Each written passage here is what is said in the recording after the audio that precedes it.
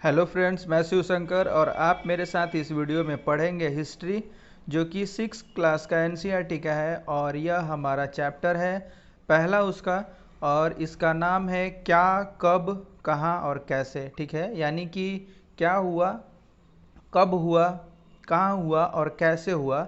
History को मैं बता दूं आपको कि हिस्ट्री जो वर्ड है वह एक लैटिन वर्ड है। ठीक है, HISTOR है, जिसका हम हिंदी में पढ़ें अगर तो हिस्ट्री यानी कि त पढ़ते, और वही होता है लैटिन में हिस्ट्री। और इसका अर्थ होता है बुनना, यानी कि आप जब किसी भी घटनाक्रम को बुन करके यानी कि उससे एक नया अर्थ निकालते हैं और उसके पूरा समायोजन को समझते हैं कि वह घटना कैसे हुई थी, कब हुई थी, कहाँ हुई थी और कैसे हुई थी। मतलब आप एक पूरा का पूरा जब उससे इतिहास बना लेते हैं, एक क्रम बना लेते हैं, उसको क्या कहते हैं, इतिहास कहते हैं, यानी कि हिस्ट्री कहते हैं। एक लैटिन वर्ड है जिसका अर्थ होता है बुनना, यानी कि घटना को कड़ी बाई कड़ी आप मतलब सीरीज बाई सीरीज उसको जोड़ते जाते हैं और एक नए निष्कर्ष पर पहुंचते हैं कि वह जो घटना हुई वह कैसे हुई, कब हुई, क्यों हुई। इस तरीके से उस पूरा घटना को आप एक रूप देते हैं नया, उसको हम क्या कहते हैं, हिस्ट्री कहते हैं, यानी कि इतिहास कहते हैं, हिस्टरी कहते हैं, यानी कि त उसका उच्चारण हम करेंगे। ठीक है, चलिए अब आगे देखते हैं कि क्या है इसमें। इस पूरा चैप्टर में हम लोग यही पढ़ेंगे कि जो हमारा इतिहास है वो कहाँ से शुरुआत होता है, कैसे हम लोग आए यहाँ और किस तरीके से हम अपना जीवन यापन शुरू किए।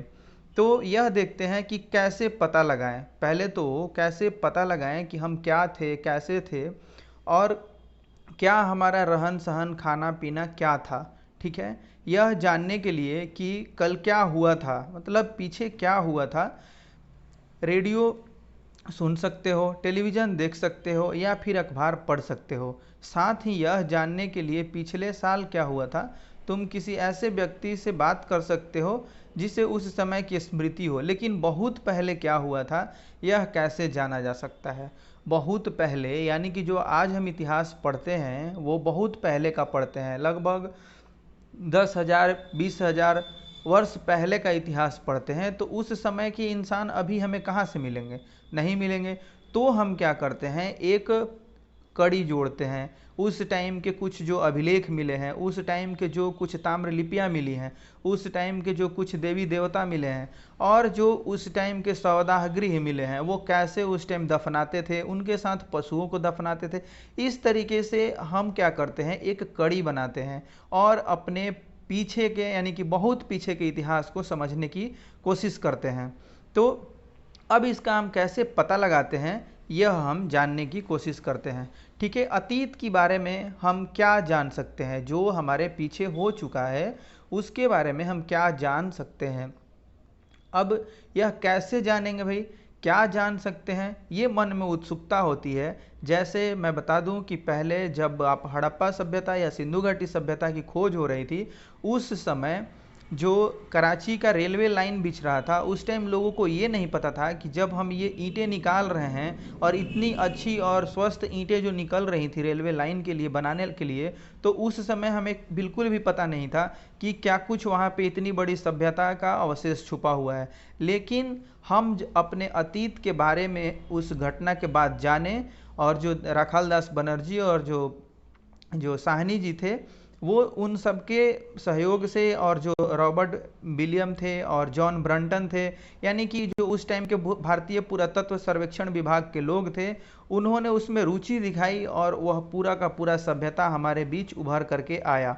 ठीक है, तो इस प्रकार हम क्या देखते हैं कि लोग क्या खाते थे, हम क्या जान सकते हैं कि लोग उस टाइम क्या खाते थे, कैसे कपड़े पहनते थे, किस तरह के घरों में रहते थे।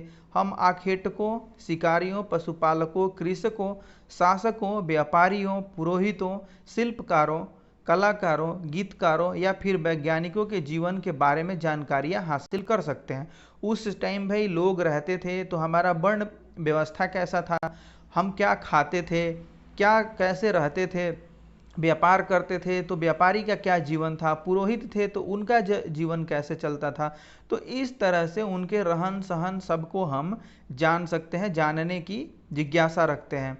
ठीक है, तो अब देखते हैं कि भाई ये तो जानने कहाँ रहते थे। ठीक है, यह देखते हैं कि लोग कहाँ रहते थे गुफाओं में रहते थे, घर बना के रहते थे, किस तरीके से रहते थे।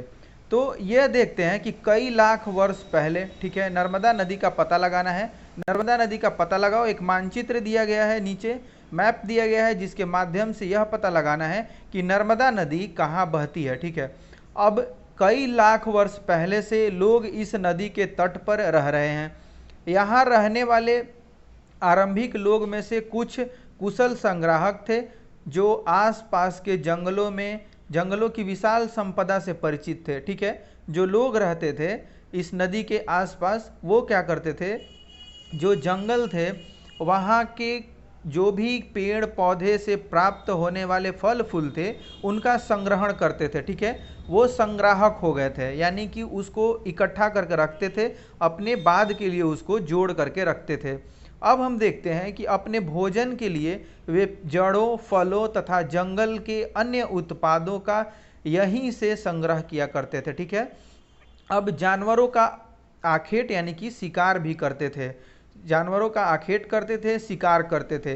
अब तुम उत्तर पश्चिम की सुलेमान और किरथर पहाड़ियों का पता लगाओ। ठीक है, तो सबको बारी बारी से हम देख लेंगे। अभी हम एक बार पढ़ लेते हैं कि कहाँ पे कौन सी चीज़ें पाई गई हैं, फिर मैप का अध्ययन हम लोग कर लेंगे। अब तुम उत्तर पश्चिम की सुलेमान और किरथर पहाड़ियों का पता लगाओ। इसी क्षेत्र में कुछ ऐसे स्थान हैं जहां लगभग 8000 वर्ष पूर्व स्त्री पुरुषों ने सबसे पहले गेहूं तथा जौ जैसी फसलों को उपजाना आरंभ किया था। ठीक है, इन्होंने अब क्या किया कि सुलेमान और किरथर में इन लोगों ने 8000 वर्ष पूर्व गेहूं और जौ जैसी फसल को इन्होंने उगाना शुरू किया। ठीक है, अब इन्होंने भेड़ बकरी, ठीक है, गाय बैल जैसे पशुओं को पालतू बनाना शुरू किया। अब ये लोग गांव में रहते थे। जो सुलेमान और उत्तर पश्चिम का जो क्षेत्र है, यानी कि जो सुलेमान और किरथर की पहाड़ियां हैं, वहाँ के लोग क्या करते थे, तो अनाज उगाना उन्होंने शुरू कर दिया, यानी कि गेहूं और जौ को उगाना शुरू कर दिया। फिर क्या किया कि इन्होंने भेड़ बकरी और गाय जैसी पालतू जानवरों को पालतू भी बनाना शुरू कर दिया। और ये लोग, इन लोगों की मुख्य विशेषता यह रही कि ये लोग गांव में रहते थे और ये सभी अनाज और पालतू जानवर को पालने लगे थे। अब क्या देखते हैं कि उत्तर पूर्व में गारो तथा मध्य भारत में जो विंध्य पहाड़ी है, इसका पता लगाओ। जो नॉर्थ ईस्ट का हमारा, यहाँ पे हमने नॉर्थ वेस्ट को देखा, और जो आप नर्मदा का क्षेत्र देख रहे हैं, यानी कि वो हमारा मध्य भारत का क्षेत्र है। और यहाँ आप नॉर्थ वेस्ट यानी कि उत्तर पश्चिम, और फिर हम देख रहे हैं कि यहाँ पे उत्तर पूर्व यानी कि नॉर्थ ईस्ट का जो क्षेत्र, गारो तथा मध्य भारत में विंध्य जो पहाड़ी है, इसका पता लगाना है आपको। इसी मैप में दिया हुआ है। ये कुछ अन्य ऐसे क्षेत्र थे जहाँ कृषि का विकास हुआ। ठीक है, ये क्षेत्र जो है, यहाँ पे क्या होता है कि कृषि का विकास होता है। अब यहाँ क्या हुआ कि चावल, और जो आपके विंध्य क्षेत्र हैं, सबसे पहले चावल उपजाया गया। वे स्थान विंध्य के उत्तर में स्थित थे। जब जहाँ पे आप देख रहे हैं कि यहाँ सुलेमान और किरथर में गेहूं और जौ उगाया जा रहा है, लेकिन जहाँ सबसे पहले चावल उपजाया गया, वे क्षेत्र क्या थे, तो वे स्थान विंध्य के उत्तर में स्थित थे। अब हम मैप को बारीकी से देख लेते हैं। तो यानी कि नर्मदा का पता लगाना है, तो नर्मदा यहाँ पे आपकी ये रही। इस तरह से नर्मदा का क्षेत्र, और ये जो विंध्य का क्षेत्र है, ये नर्मदा के क्षेत्र में क्या हुआ कि लोगों ने सबसे पहले संग्राहक यानी कि खाद्य संग्राहक हुए। और फिर आपका ये आप गारो पहाड़ी देख रहे हैं, गारो पहाड़ी और जो विंध्य का क्षेत्र है, यानी कि यह जो विंध्य का क्षेत्र है, सबसे पहले क्या है कि नर्मदा का क्षेत्र है। नर्मदा के क्षेत्र में लोग क्या हुए कि खाद्य संग्राहक हुए। अपने भविष्य के लिए वो खाद्य को, यानी कि खाद्य पदार्थ को, जंगल से प्राप्त फल फूल को, और उनको संग्रह करना सीखा इन्होंने। अब हम बात करते हैं कि जो किरथर और सुलेमान है, ठीक है, किरथर और सुलेमान यानी कि जो हमारा नॉर्थ वेस्ट का क्षेत्र है, यह जो है किरथर और सुलेमान का क्षेत्र, यहाँ पे क्या हुआ, यहाँ पे लोगों ने 8000 वर्ष पूर्व खाद्य सामग्री के रूप में, यानी कि फसल के रूप में जौ और गेहूं को उगाना शुरू किया। ठीक है, जौ गेहूं को उगाना शुरू किया और भेड़ बकरी इन सभी जानवरों को यहाँ पे पालना शुरू किया इन्होंने, जो ये किरथर और सुलेमान का है।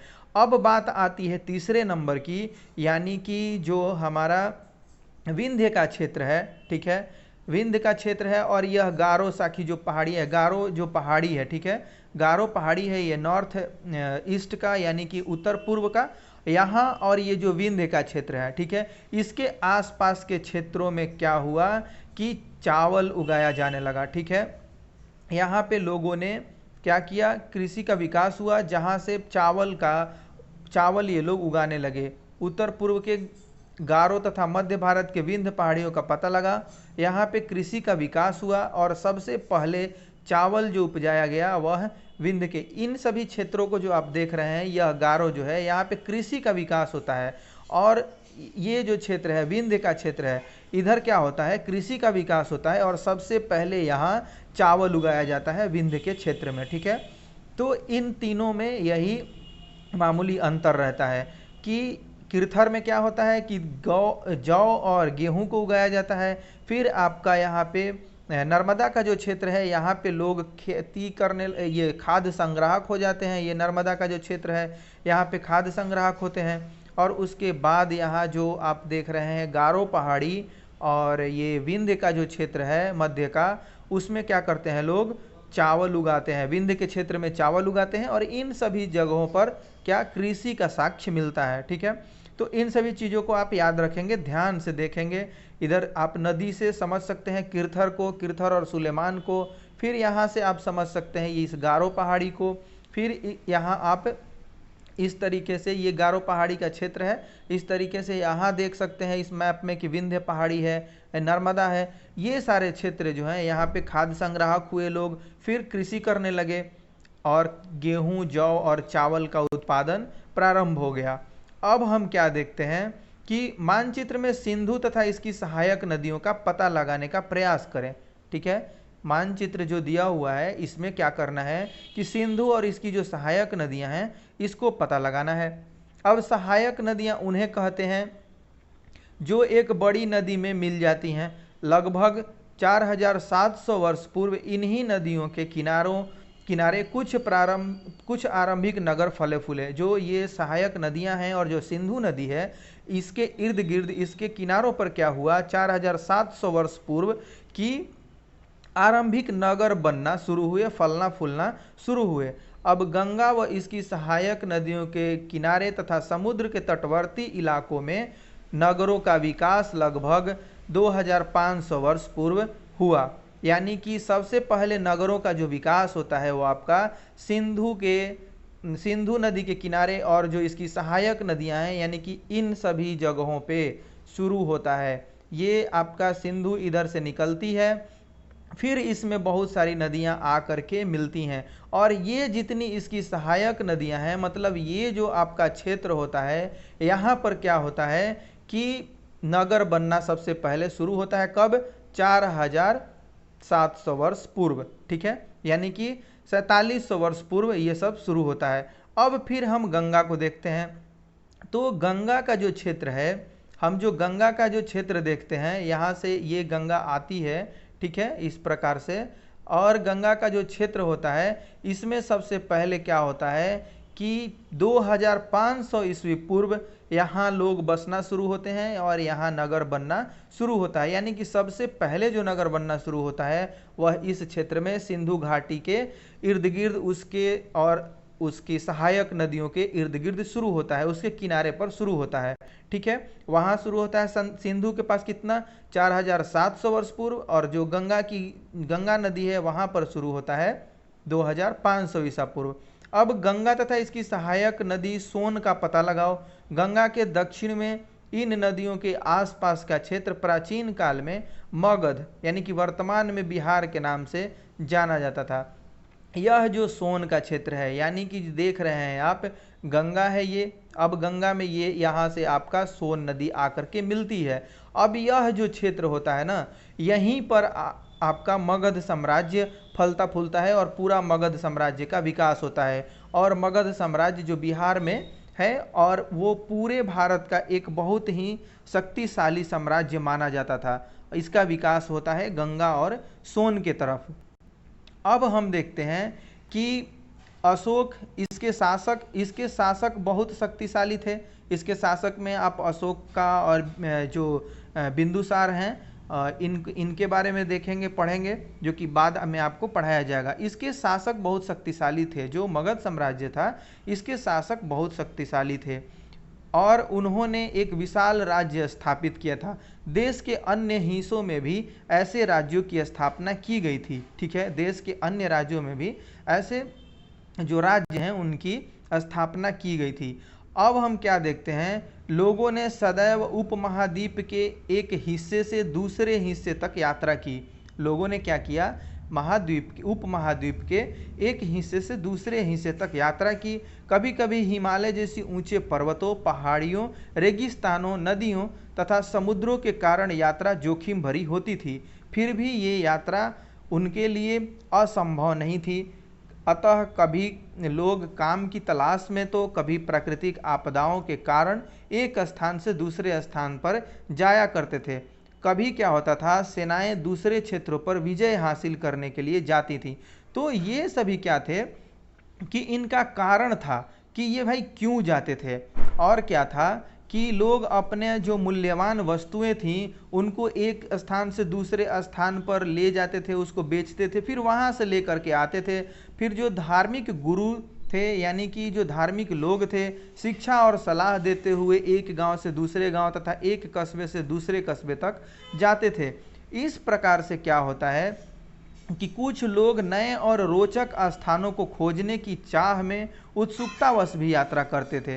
तो ये सारा रीजन होता है कि एक जगह से दूसरे जगह लोग कैसे जाते थे। ठीक है, अब हम यहाँ क्या देखते हैं कि यह मानचित्र जो हम देखे हैं ऊपर, उस मानचित्र में दक्षिण एशिया, ठीक है, दक्षिण एशिया यानी कि आधुनिक भारत, पाकिस्तान, बांग्लादेश, नेपाल, भूटान और श्रीलंका, ठीक है, ये क्या है, आधुनिक भारत आपको बताया जा रहा है, और फिर पाकिस्तान है, बांग्लादेश है, नेपाल है, भूटान है और श्रीलंका है। यानी कि ये सभी जो क्षेत्र हैं वो दक्षिण एशिया के क्षेत्र हैं। और अफगानिस्तान, ईरान, चीन तथा म्यांमार आदि पड़ोसी देश को दर्शाता है। ये सभी क्या है, पड़ोसी देश को दर्शाते हैं। ये हम ऊपर अभी चर्चा करेंगे उसका। हम यह देखते हैं कि दक्षिण एशिया का एक क्षेत्र है, एक हिस्सा है, वह क्या है, महाद्वीप से छोटा है। दक्षिण एशिया एक महाद्वीप से क्या है, छोटा है यह, लेकिन विशालता तथा बाकी एशिया से समुद्रों, पहाड़ियों तथा पर्वतों से बटे होने के कारण इसे प्रायः उपमहाद्वीप कहा जाता है। ठीक है, उपमहाद्वीप होने का यानी कि हम क्राइटेरिया यहाँ से समझ सकते हैं कि वह ऐसा क्षेत्र जो बाकी हिस्सों से प्रकृति के द्वारा क्या होता है, अलग कर दिया जाता है। ठीक है, यानी कि यह अलग होता है किससे, तो पहाड़ से अलग होता है, समंदर से अलग होता है, इन सभी चीज़ों से यह अलग हो जाता है। तो इसलिए हम इसे क्या कहते हैं, उपमहाद्वीप कहते हैं। ठीक है, आप एक बार फिर से ध्यान देंगे कि यह महाद्वीप जो है यह जो क्षेत्र है दक्षिण एशिया का, यह महाद्वीप से छोटा है, लेकिन विशालता तथा बाकी एशिया से, जो बाकी एशिया का क्षेत्र है उससे समुद्रों, पहाड़ियों तथा पर्वतों से बंट जाता है, यानी कि अलग हो जाता है। इसके कारण इसे क्या कहा जाता है, प्रायः उपमहाद्वीप कहा जाता है। आप सुने होंगे कि भारतीय उपमहाद्वीप, ठीक है, तो भारतीय उपमहाद्वीप को समझ लेते हैं। उसमें अमूमन आपके पाकिस्तान आ जाता है, नेपाल आ जाता है और भूटान आ जाता है, और उसके बाद बांग्लादेश आ जाता है। ये जो क्या है, हिस्सा है भारतीय उपमहाद्वीप के। तो ये उपमहाद्वीप का चित्र है, आप यहाँ देख सकते हैं। ये किरथर और जो सुलेमान वगैरह जो आप देख रहे हैं वो तो अब चले गए किधर, अफगानिस्तान में चले गए। ठीक है, लेकिन ये जो क्षेत्र है क्या है, ये क्षेत्र यहाँ से अलग होता है। आपका हिंदकुश पर्वत भी है यहाँ, ये क्या करता है, उसको अलग कर देता है। बाकी ये जो हिस्से हैं हिमालय से अलग होते हैं, और यहाँ बाकी में आपको बांग्लादेश और ये मिल जाते हैं। और जो हमारा नीचे का छोर है वह किससे हो जाता है अलग, तो यह समंदर से अलग हो जाता है। ठीक है, तो इस प्रकार से यहाँ से समंदर इसको बांट देते। तो ये क्या करता है, क्या होता है कि पहाड़ी से और जो समंदर है उससे ये लोग अलग हो जाते हैं, ये पूरा भूभाग हमारा अलग हो जाता है, इसलिए यह क्या कहलाता है, उपमहाद्वीप कहलाता है। ठीक है, तो इसमें आ जाएगा आपका पाकिस्तान, नेपाल आ जाएगा, और चीन उस साइड चला जाता है, यानी कि हिमालय के उस साइड चला जाता है, या हिमालय के उस साइड चला जाता है, और बाकी इधर आपके भूटान और बांग्लादेश आ जाते हैं। ठीक है, तो आगे देखते हैं। आप अब समझ चुके होंगे कि प्राय जो उपमहाद्वीप है उसको किसको बोला जाता है। अब हम देखते हैं कि देश के नाम, हमारा जो देश का नाम है वह कैसे पड़ा भारत और कैसे पड़ा इंडिया। आप अपने देश के लिए हम प्रायः इंडिया तथा भारत जैसे नामों का प्रयोग करते हैं। ठीक है, पता है हमको कि हम करते हैं। अब इंडिया शब्द इंडस से निकला है। इंडिया शब्द किससे निकला है, इंडस से निकला है, जिसे संस्कृत में सिंधु कहा जाता है। इसको क्या कहते हैं, संस्कृत में सिंधु कहते हैं। अपने एटलस में ईरान और यूनान का पता लगाओ। जो आपके पास एटलस है उसमें क्या कीजिए, आप ईरान और यूनान का पता लगाइए कि भाई कहाँ है वो।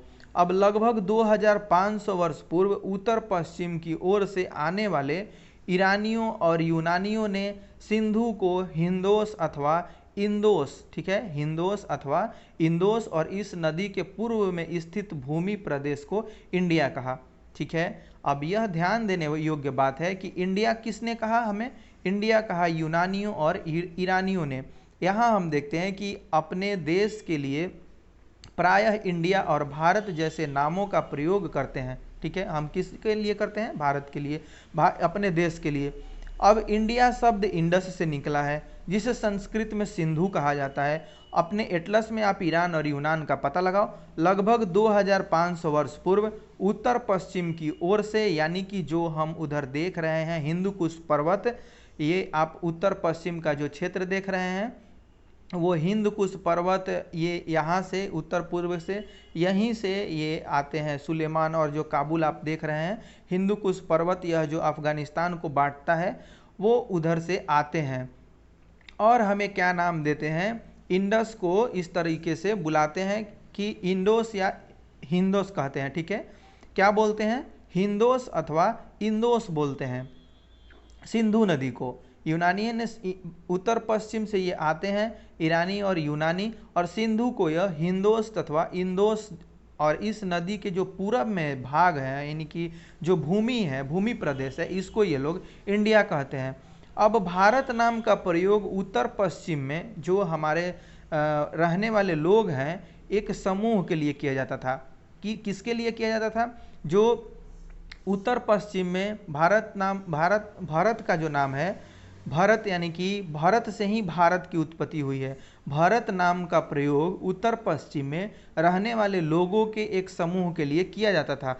इस समूह का उल्लेख संस्कृत की आरंभिक, यानी कि लगभग 3500 वर्ष पुरानी है कृति ऋग्वेद में मिलती है। 3500 वर्ष जो पुरानी कृति है वो ऋग्वेद है, उससे मिलती है। यानी कि जो इंडिया नाम पड़ा हमारा बाद में पड़ा, यह 2500 ईस्वी वर्ष पुराना है, और यह जो ऋग्वेद में हमें मिलता है यह 3500 वर्ष पूर्व है।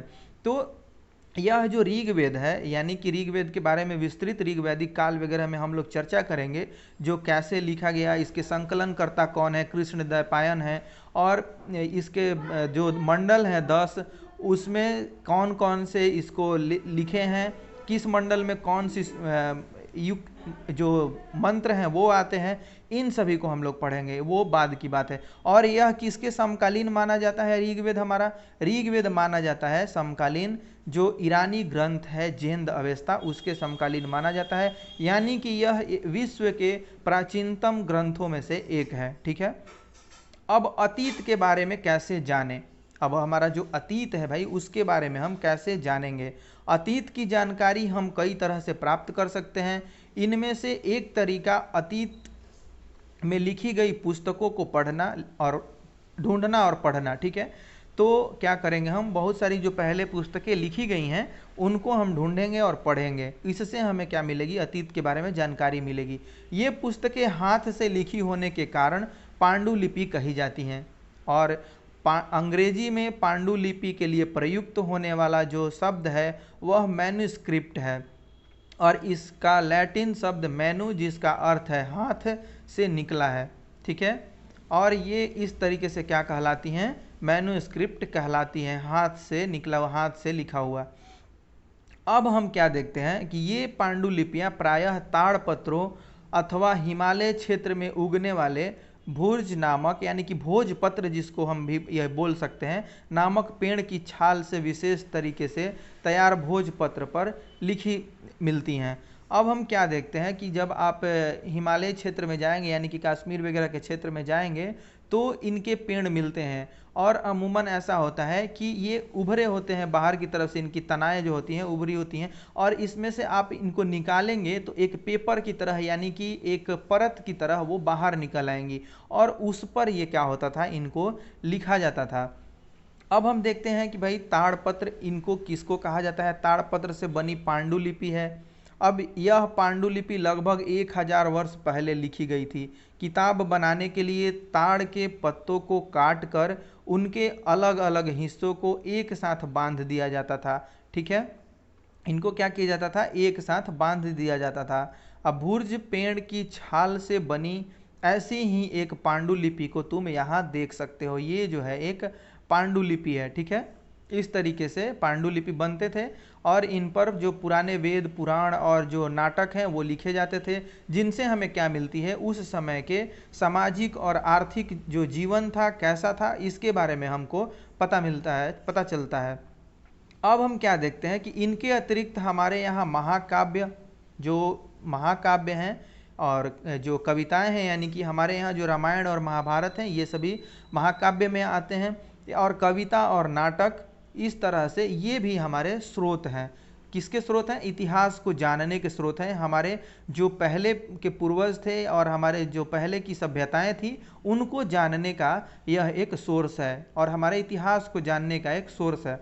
अब इनमें से कई संस्कृत में लिखे हुए मिलते हैं, जबकि अन्य प्राकृत और तमिल में मिले हैं। ठीक है, अब प्राकृत भाषा का जो प्रयोग था वो आम लोग करते थे, यानी कि जो साधारण व्यक्ति थे वो करते थे, और बाकी संभ्रांत लोग और जो जेंटल होते थे थोड़ी से, वो क्या करते थे, संस्कृत और तमिल का प्रयोग करते थे।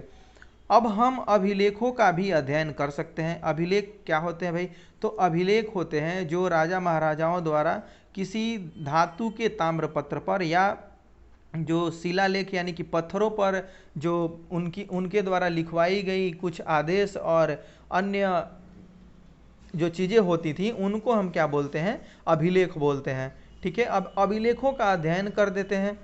अब हम देखते हैं कि ऐसे लेख पत्थर अथवा धातु जैसी अपेक्षाकृत कठोर सतहों पर उत्कीर्ण किए गए मिलते हैं। कभी कभी शासक अथवा अन्य लोग अपने आदेशों को इस तरह उत्कीर्ण करवाते थे ताकि लोग उन्हें देख सकें, पढ़ सकें तथा उनका पालन कर सके। यानी कि राजा, जो महाराजा पहले होते थे, वो क्या करते थे, अपने प्रजाजनों के लिए जगह जगह पर एक शिलालेख लिखवा देते थे, अभिलेख लिखवा देते थे। वो धातु के भी हो सकते थे और वो पत्थरों पे भी, यानी पत्थर पे जो लिखे जाते थे उनको हम शिलालेख बोलते हैं। अमूमन शिला शब्द का प्रयोग पत्थर के लिए ही किया जाता था, तो शिला पर लिखा हुआ लेख यानी कि शिलालेख। इस प्रकार से अभिलेख बनता है और अभिलेखों की चर्चा हम देखते हैं। अब क्या है कि लगभग 2500 वर्ष पुराना यह अभिलेख वर्तमान अफगानिस्तान के कंधार से प्राप्त हुआ है। यानी कि हमारे जो क्षेत्र हैं वह अफगानिस्तान तक थे, तो अफगानिस्तान से क्या मिलते हैं, हमें अभिलेख मिलते हैं, और वो कंधार से प्राप्त हुआ है। यह जो अभिलेख है जो आप देख रहे हैं, यह कहाँ से प्राप्त हुआ है, कंधार से प्राप्त हुआ है। यह अभिलेख अशोक नामक शासक के आदेश पर उत्कीर्ण करवाया गया था। अशोक जो कि एक बहुत महान शासक थे, उनके आदेश पर इसको उत्कीर्ण कराया गया था, यानी कि लिखा गया था। इस शासक के विषय में तुम अध्याय 8 में पढ़ोगे। ठीक है, आप अध्याय 8 में पढ़ेंगे इसके बारे में, हम लोग उसके बारे में विशेष जानकारी उसी समय लेंगे। ठीक है, जब हम कुछ लिखते हैं, ठीक है, जब हम कुछ लिखते हैं तब हम किसी लिपि का प्रयोग करते हैं। भाई जरूर लिखेंगे तो किसी न किसी लिपि के माध्यम से ही लिखना शुरू करेंगे। अब लिपियों अक्षरों अथवा संकेतों से बनी होती है। लिपि किससे बनी होती है, वो अक्षर से बनी होती है अथवा संकेत से बनी होती है, एक इंडिकेशन से बनी होती है कि इसका मतलब क्या होता है। जब हम कुछ बोलते अथवा पढ़ते हैं तब हम एक भाषा का प्रयोग करते हैं, जब लिखते हैं तो किसका प्रयोग करते हैं, एक लिपि का प्रयोग करते हैं, लेकिन जब हम बोलते हैं अथवा पढ़ते हैं तो उसमें हम किसी न किसी भाषा का प्रयोग करते हैं। यह अभिलेख इस क्षेत्र में प्रयुक्त होने वाली यूनानी तथा आर्मेइक नामक दो भिन्न लिपियों तथा भाषाओं में है। ठीक है, यह जो यानी कि जो कंधार से प्राप्त हुई है, ठीक है, यह जो है वो किस भाषा में है, तो यूनानी और आर्मेइक नामक दो लिपि और भाषा में है। यानी कि ये यहाँ से एक महत्वपूर्ण क्वेश्चन बन सकता है। तो हम क्या देखें कि अभिलेख का अध्ययन कर सकते हैं, इसके द्वारा हम वहाँ के राजा क्या आदेश देते थे, अपने प्रजाओं से क्या बातचीत करते थे उस अभिलेख के माध्यम से, तो हम उस समय के भी, और राजा क्या करते थे, अपने जो विजय होता था उनका या उनका कार्य होता था उसका लेखा जोखा भी वो लोग रखते थे। तो इस प्रकार से क्या होता था, उनके जनजीवन, उनका जो प्रजा के साथ क्या सुलूक रहता था, कैसे वो बिहेव करते थे, इसके बारे में हम लोग वहाँ से जानकारी ले सकते हैं। ऐसी वस्तुओं का अध्ययन करने वाला व्यक्ति पुरातत्वविद कहलाता है। जो आप सिक्के हैं या जो अभिलेख हैं या भवन हैं और जो प्राप्त औजार वगैरह हैं उनका जो अध्ययन करता है वह क्या कहलाता है, पुरातत्वविद कहलाता है। पुरातत्वविद पत्थर और ईंट से बनी इमारतों के अवशेषों, चित्रों और मूर्तियों का अध्ययन करते हैं, ये इनका अध्ययन करते हैं जो पुरातत्वविद होते हैं। अब हम क्या देखते हैं कि ये बाएं, यानी कि यह जो है यह एक प्राचीन नगर से प्राप्त पात्र है। ठीक है, क्या है, एक पात्र है यानी कि घड़ा है, आप इसको देख रहे हैं। इस तरह के पात्रों का प्रयोग 4700 वर्ष पूर्व होता था। कितना वर्ष पूर्व होता था, 4700 वर्ष पूर्व होता था। अब दाएं एक पुराना चांदी का सिक्का है, ये जो दाएं साइड में आप देख रहे हैं, राइट साइड में, यह क्या है, एक पुराना चांदी का सिक्का है। इस तरह के सिक्कों का प्रयोग लगभग 2500 वर्ष पूर्व होता था। हमारे द्वारा आज प्रयोग में आने वाले सिक्कों से यह सिक्का कैसे भिन्न है, यह सिक्का कैसे भिन्न है, तो भाई भिन्न है क्योंकि आज जो है हम काफ़ी विकास कर चुके हैं और आज के जो सिक्के हैं वो क्या हैं, खूबसूरत होते हैं, अच्छे होते हैं, उनका जो ढलाई होता है वह साफ़ सुथरा होता है, उन पे जो डिज़ाइन होते हैं वो कुछ स्पष्ट और तमाम तरह के बनाए गए होते हैं, इसलिए क्या होता है, अमूमन वो पहले के सिक्कों से अलग है।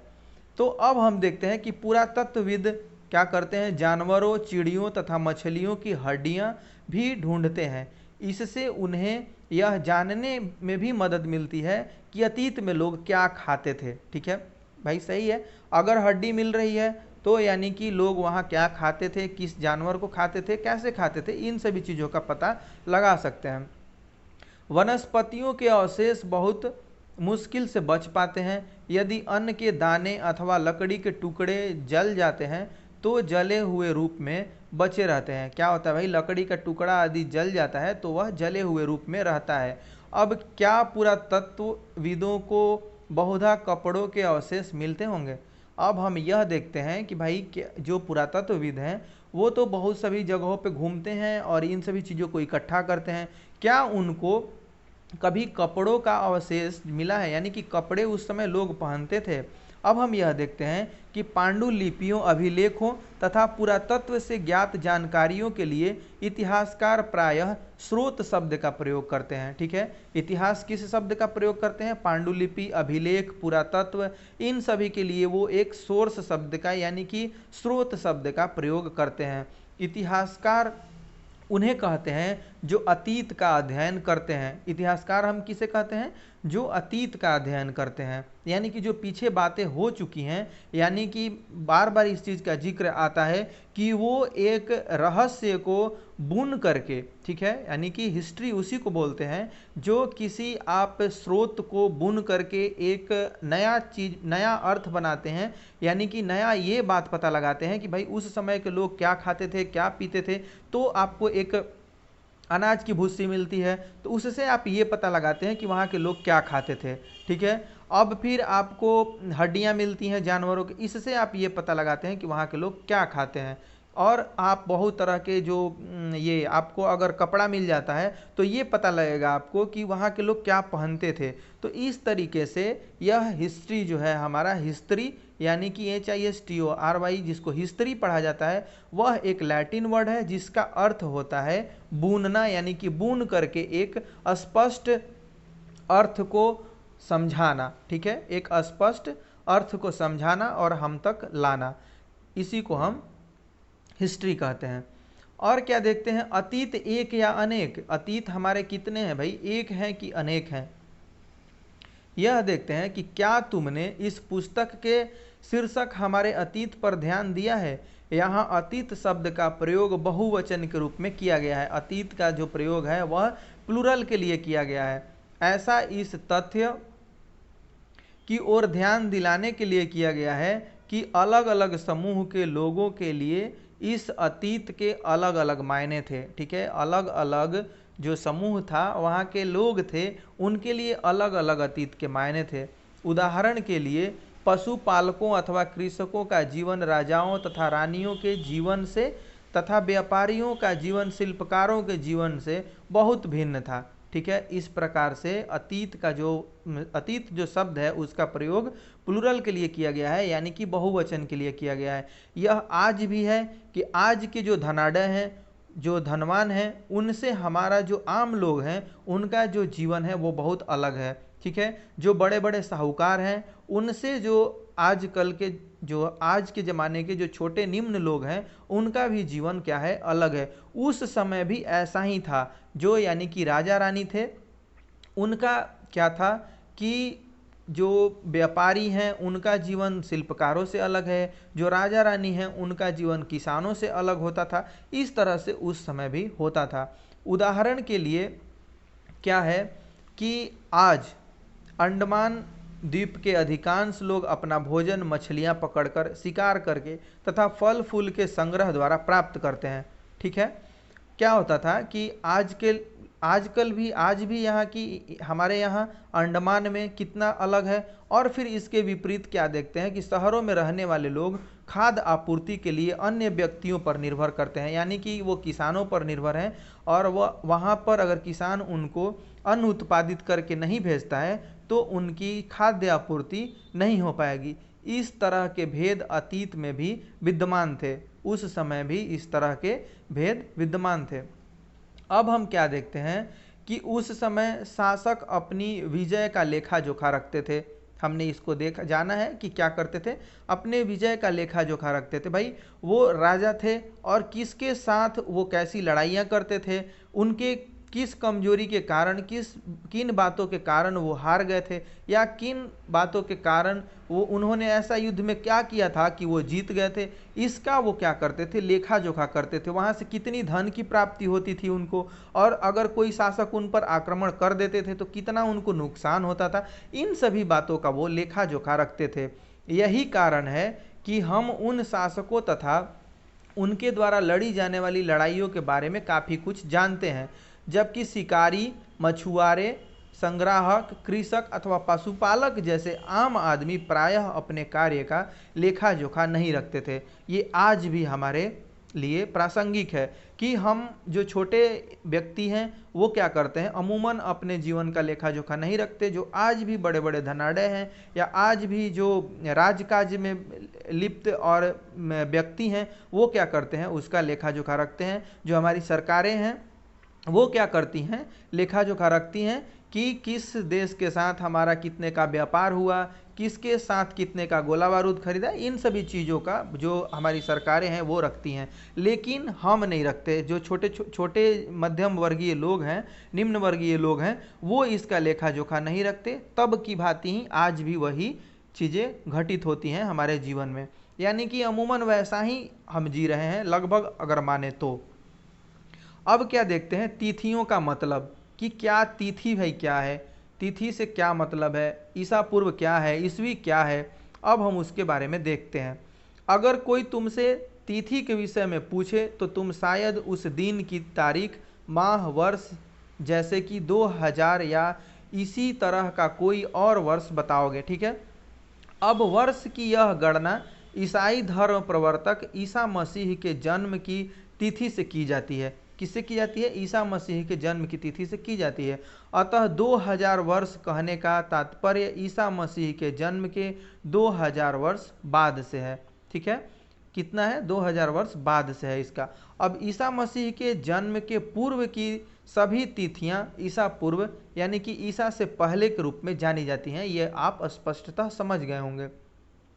अब हम क्या देखते हैं कि इस पुस्तक में हम 2000 को अपना आरंभिक बिंदु मानते हुए वर्तमान से पूर्व की तिथियों का उल्लेख करेंगे। ठीक है, वर्तमान से पूर्व की तिथि का उल्लेख करेंगे। अब हम देखते हैं कि इतिहास और तिथियां, हमारा इतिहास क्या है, हमारी तिथियां क्या है, यानी कि AB जो BC क्या है, AD क्या है, इसको हम पूरा पूरा देखते हैं। ठीक है, तो देखते हैं कि अंग्रेजी में BC, ठीक है, हिंदी में ईसवी पूर्व, ठीक है, का तात्पर्य बिफोर क्राइस्ट, ईसा पूर्व होता है। यह आप समझ चुके होंगे कि जो BC का प्रायः अर्थ क्या होता है, तात्पर्य क्या होता है, वह है बिफोर क्राइस्ट। कभी कभी तुम तिथियों के पहले AD यानी कि हिंदी में ईस्वी लिखा पाते हो। ठीक है, यह क्या अर्थ होता है इसका? एनो डोमिनी नामक 2 लैटिन शब्दों से बना है। इसका तात्पर्य है ईसा मसीह के जन्म के वर्ष से। ईस्वी से क्या मतलब है? ईसा मसीह के जन्म से। और ईसा पूर्व का मतलब है कि ईसा मसीह के जन्म के पहले, जो भी जितने साल पहले हुए, यानी कि ईसा पूर्व, ईसा के पहले, यानी BC यानी कि बिफोर क्राइस्ट, ईसा पूर्व अर्थात BC, और AD अर्थात एनो डोमिनी यानी कि ईसा के जन्म के बाद, ईसा के जन्म से। अब कभी कभी AD की जगह CE तथा BC की जगह BCE का प्रयोग होता है। अब CE, जो CE है, अक्षरों का प्रयोग कॉमन ईरा तथा BCE का बिफोर कॉमन ईरा के लिए होता है। बात अमूमन वही है, बात एक ही है, घुमा फिरा के एक ही चीज़ें बताई जा रही हैं। हम इन शब्दों का प्रयोग इसलिए करते हैं क्योंकि विश्व के अधिकांश देशों में अब इस कैलेंडर का प्रयोग सामान्य हो गया है। यानी कि जो आप कॉमन ईरा और बिफोर कॉमन ईरा देख रहे हैं, वो अब ज़्यादातर विश्व के देशों में देखने को मिलता है और इस तरह के कैलेंडर का प्रयोग जनरली किया जा रहा है। तो भारत में तिथियों के इस रूप का प्रयोग लगभग 200 वर्ष पूर्व आरंभ हुआ था। भारत में कब हुआ है? तो भाई 200 वर्ष पूर्व इसका आरंभ हुआ है। अब कभी कभी अंग्रेजों के BP अक्षरों का प्रयोग, ठीक है, कभी कभी अंग्रेजी के BP अक्षरों का प्रयोग होता है, जिसका तात्पर्य बिफोर प्रेजेंट यानी वर्तमान से पहले है। ठीक है, इन सभी चीज़ों को आप याद रखेंगे, वर्तमान से पहले है। अब ये देखना है अन्यत्र, जैसा कि हमने पहले पढ़ा अभिलेख, अन्यत्र इसको देखते हैं कि जैसा कि हमने पहले पढ़ा अभिलेख कठोर सतहों पर उत्कीर्ण कराए जाते थे। इनमें से कई अभिलेख कई 100 वर्ष पूर्व लिखे गए थे। सभी अभिलेखों में लिपियों और भाषाओं का प्रयोग हुआ है और समय के साथ साथ अभिलेखों में प्रयुक्त भाषाओं तथा लिपियों में बहुत बदलाव आ चुका है। ठीक है, पहले की लिपि में और अभी की लिपि में बहुत बदलाव आ चुका है। विद्वान यह कैसे जान पाते हैं कि क्या लिखा है? ठीक है, पहले क्या था भाई, अक्षर स्पष्ट नहीं थे, जो चित्र भी थे उनको बहुत बारीकी से समझना पड़ता था, तो वो कैसे अनुमान लगा पाते थे, कैसे जान पाते थे कि क्या लिखा था? इसका पता अज्ञात लिपि का अर्थ निकालने की एक प्रक्रिया द्वारा लगाया जा सकता है। इसका पता कैसे लगाया जाता है? तो जो अज्ञात लिपि का पता लगाने की एक प्रक्रिया है, उसके द्वारा ये लगाते थे।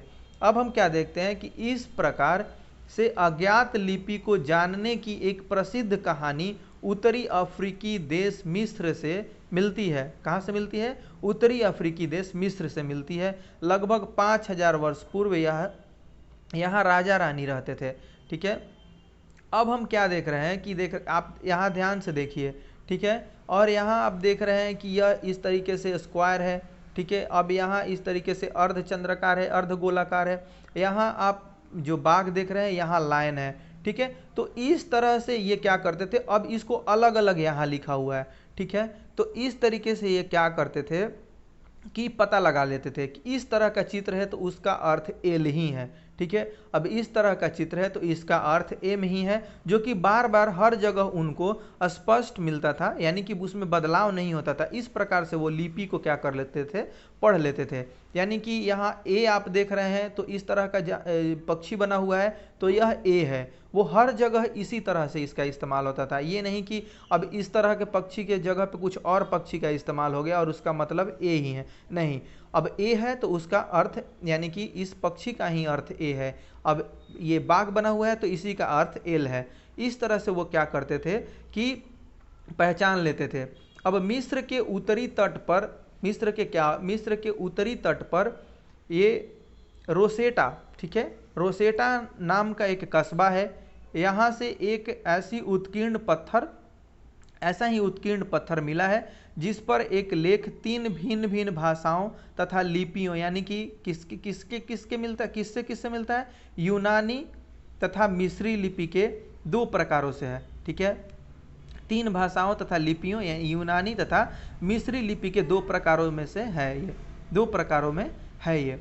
अब कुछ विद्वान यूनानी भाषा पढ़ सकते थे, ठीक है। उन्होंने बताया कि यहाँ राजाओं तथा रानियों के नाम एक छोटे से फ्रेम में दिखाए गए हैं। किस में दिखाए गए हैं, छोटे से फ्रेम में वहाँ के राजा और रानी के नाम दिखाए गए हैं।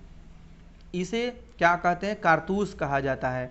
अब क्या देखते हैं कि इसके बाद विद्वानों ने यूनानी तथा मिस्री संकेतों को अगल बगल, ठीक है, यूनानी संकेतों को क्या करते हैं, अगल बगल रखते हुए मिस्री अक्षरों की समानार्थक ध्वनियों की पहचान की। इन्होंने क्या की, बहुत मेहनत के बाद अगल बगल इनको रख करके यूनानी तथा मिस्री जो संकेत हैं उनको अगल बगल रख के जो मिस्री अक्षरों के संकेत हैं उनको सावधानी पूर्वक उनकी ध्वनियों के यानी कि उच्चारणों का पहचान करते हैं। अब जैसा कि तुम देख सकते हो कि यहाँ एल अक्षर के लिए शेर, ठीक है, तथा ए अक्षर के लिए चिड़िया के चित्र बने हैं।